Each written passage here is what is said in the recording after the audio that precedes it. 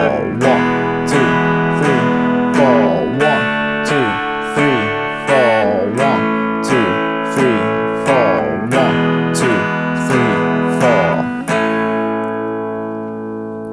4. Already that's sounding more like something you could jam with and play with other people, and it sounds quite good.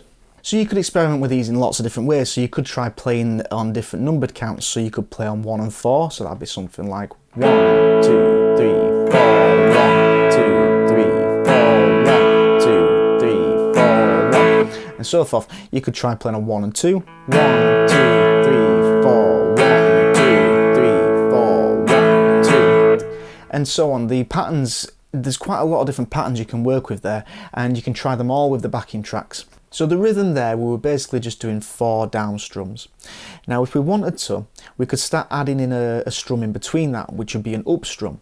So every time your hand goes down to do a down strum, your hand has to go back over the strings to get to the next down strum anyway.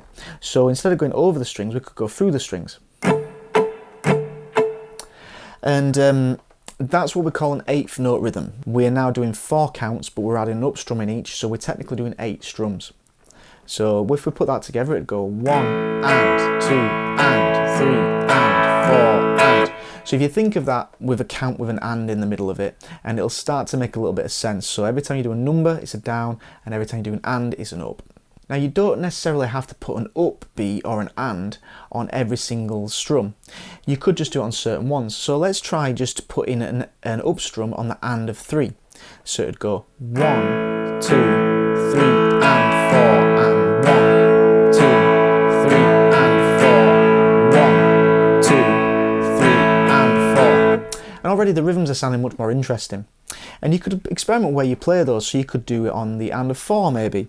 So 1, 2, 3, 4 and 1, 2, 3, 4 and. You could do it on any of those counts. You could do 2, so you could think I'll put an up strum on the and of 3 and on the and of 4. So 1, 2, 3 and 4 and 1, Just experiment with different patterns, but as long as you're thinking just like that, so the numbered counts you're doing a down strum, and on the and counts you're doing an up strum. You could even decide to take out one of the down strums. If we played on the 1 and 2, we don't play on the 3, but we do an up strum on the 3, and then we do a 4 and, so down, up. So that would be kind of like a down, down, up kind of rhythm.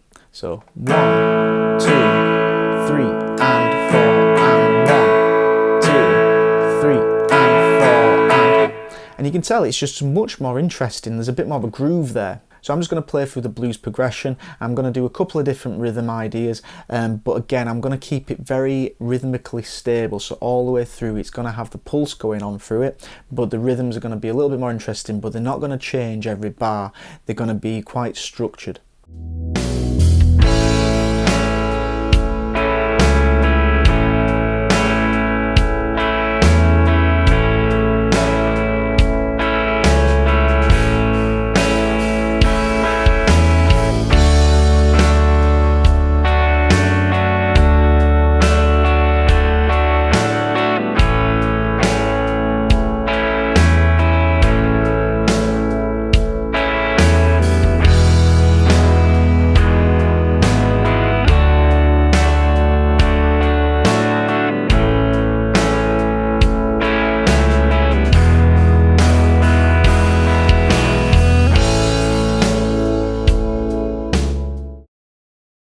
In this part, we're going to use the exact same structure as in our first part, but this time, rather than using major chords, we're going to use 7th chords.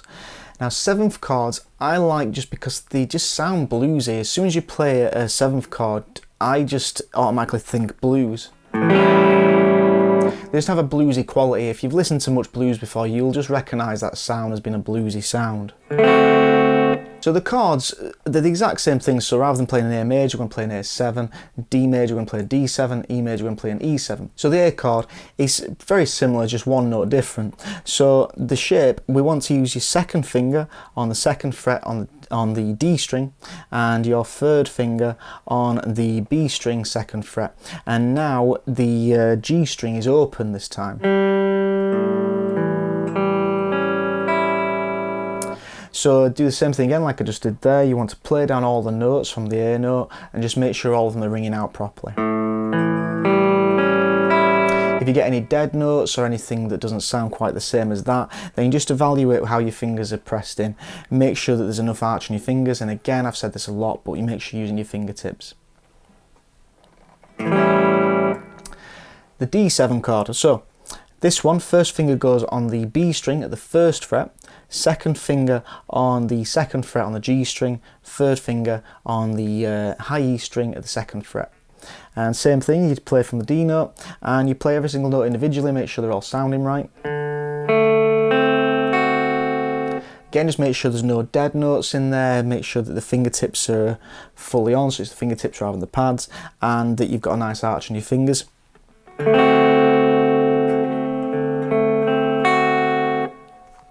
And the E7 chord. So the E7 chord, it's the same as your E major chord, just taking off your 3rd finger. So that's 1st finger, G string, 1st fret, 2nd finger, A string at the 2nd fret, and nothing with your 3rd finger this time. So we've got an open D note. So again, from the top string, so make sure all the notes are ringing out properly. And strum all the way down. Sounds very nice. So, like I said before, the structure is the exact same as before. So we start by doing 4 bars of A7, 2 bars of D7, 2 bars of A7, and then we've got 1 bar of E7, 1 bar of D7, 1 bar of A7, and then 1 bar of E7. So now I just want you to do the exact same thing you did with the first part. Just now we're just doing it with 3 different chord types. So you want to try strumming on the number 1s first, play on the 1s and 3s, play on all the numbers, experiment with different ones, putting these drums on different ones, like maybe 1 and 4 and 1 and 2, or maybe even missing out one, so you could do strums on 2 and 4 or 2 and 3. You know, there's so many different options you can try. Try that with the backing tracks. Again, they start off really slow so you can get used to the chord changes. So let's hear how that sounds put together. I'm just going to strum on the 1s and 3s to start with.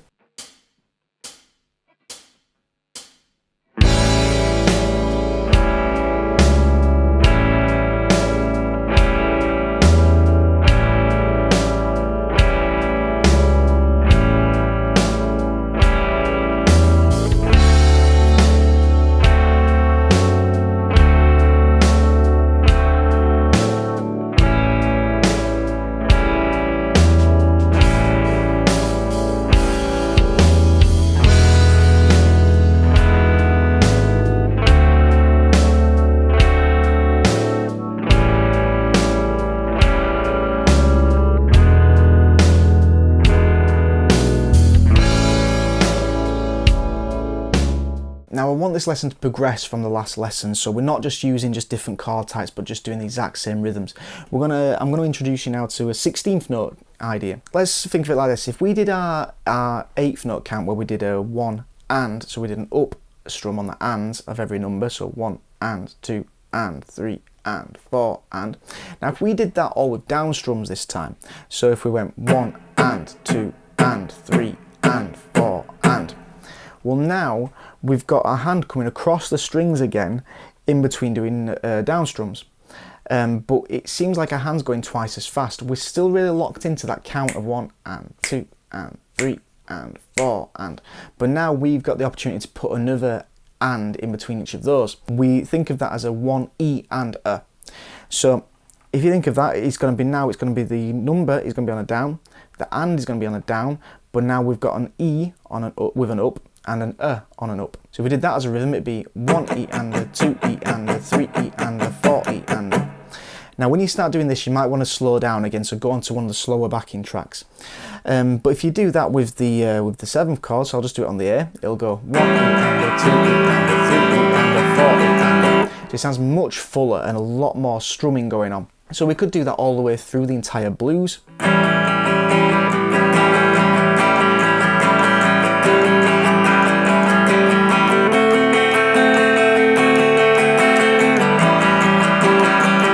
Etc. Now it's very full on, so it's very good if you've got like a very dynamic section in your song that you wanted to really make it sound big and loud.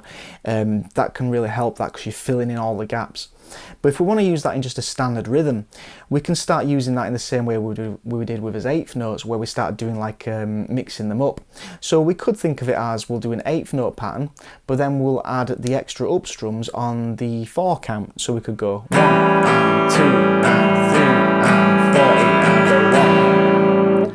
So you realise that suddenly you've got loads more options. You could maybe start by doing a quarter note or just a numbered count on the number 1 and the number 2. Then we could do an 8th note count on the number 3 and then a 16th note count on number 4. So if we did that with a count, it would go 1, 2, 3 and 40 and a 1, 2, 3 and 40 and a 1, 2, 3 and 40 and a 1, 2, 3 and 40 and a 1. And you could put those anywhere. So how about this time I do on the 3 and the 4, I'll do the 16th note rhythm. So that would be 1, 2, 3 and a 40 and a 1, 2, 3 and a 40 and a 1, 2, 3 and a 40 and a 1. That you want to make sure that your chord changes in the right place.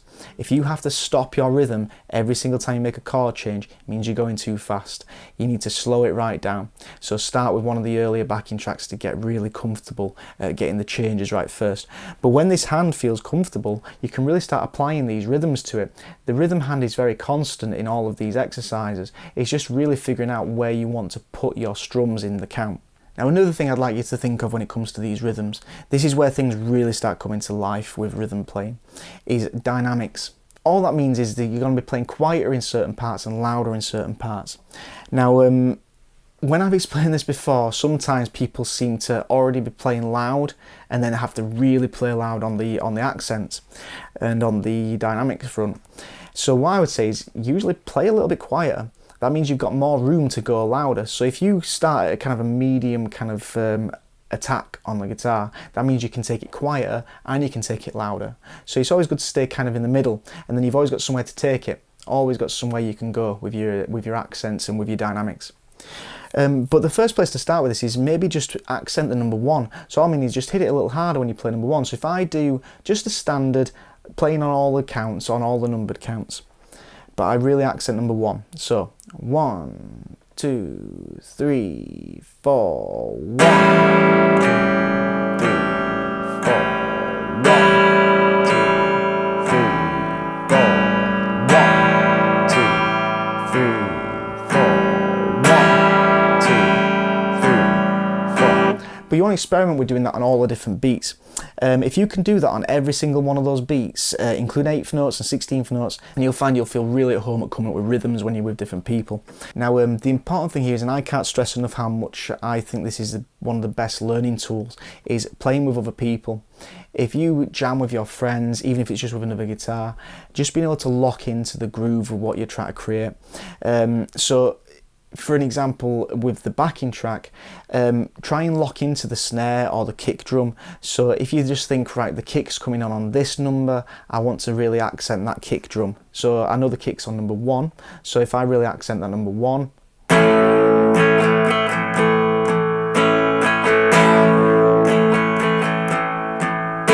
and I think I've got a snare, I think it's on beat 3, so if it goes,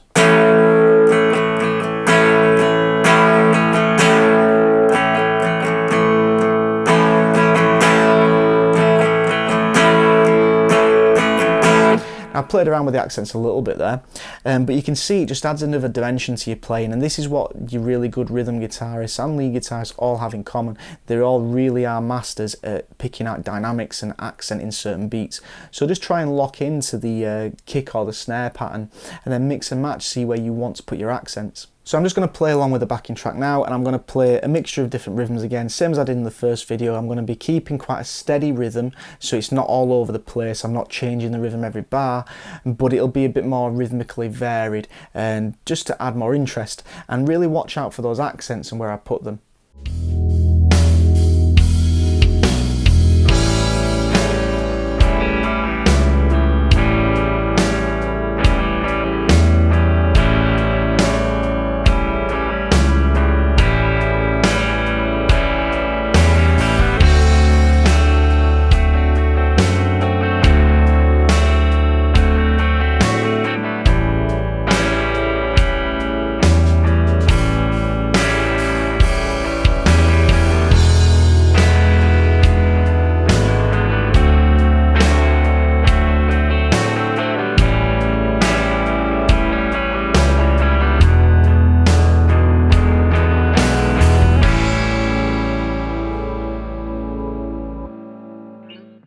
Thanks very much for watching this first part of getting started playing blues rhythm guitar. Join us in the next video where we're starting to look at the blues with some bar chords, and I'll be giving some very useful tips on how to get started playing bar chords. Please like this video and subscribe to the channel so you can keep up to date with all the videos as I upload them, and we'll see you next time.